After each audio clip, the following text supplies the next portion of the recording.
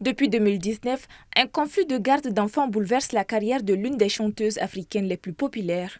Arrêtée en Italie en juin, elle a été extradée fin novembre à Bruxelles, où elle devrait être prochainement jugée. Écrouée à Rennes, une section de Bruxelles dans la prison la plus grande et la plus récente de Belgique, Rokia Traoré attend son procès qui pourrait s'ouvrir avant la fin de l'année. La star de la chanson malienne, 50 ans, a été extradée d'Italie le 29 novembre sur demande de la justice belge. En octobre 2023, elle avait été condamnée en son absence à une peine de 2 ans de détention pour séquestration et non-présentation d'enfants. À sa demande, elle va donc être rejugée après avoir passé 6 mois derrière les barreaux dans 3 pays. En 2019, alors que Rokia Traoré est une des artistes africaines les plus actives sur les scènes mondiales, à travers des spectacles de musique, de théâtre ou de danse, elle entre en conflit avec le dramaturge et directeur artistique belge Jean Goussens à propos de la garde de leur fille, née en 2015. Ouma, scolarisée depuis au Mali, a aujourd'hui 9 ans et demi et Jean Goussens dit ne pas l'avoir vue ni n'avoir eu des contacts avec elle depuis bientôt 6 ans.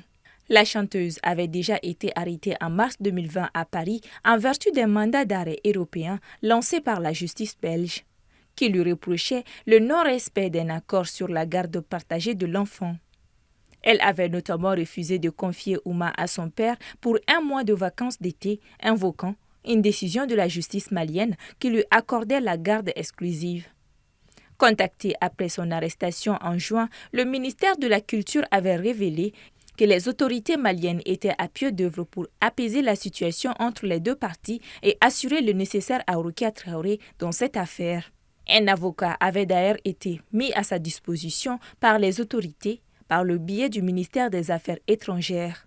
Nos sources jointes à nouveau soulignent que le dossier est toujours entre les mains du ministère des Affaires étrangères qui ne ménage aucun effort pour stabiliser la situation. Enfermée à Fleury-Mérogis, en pleine pandémie du Covid-19, Rokia Traoré avait entamé une grève de la faim. L'économiste sénégalais Felwine Sarr avait pris sa défense en dénonçant un comportement colonialiste des juges de Bruxelles. Dans une tribune publiée par Libération, des célébrités dont Annie Ernaux, Edgar Morin, Omar Sy et Liliane Thuram demandaient sa libération et Christiane Taubira l'assurait de son soutien. Rokia Traoré est aussi la mère d'un garçon né en 2006 dont le père est français. La garde de l'enfant, après la séparation, s'était déjà réglée au tribunal.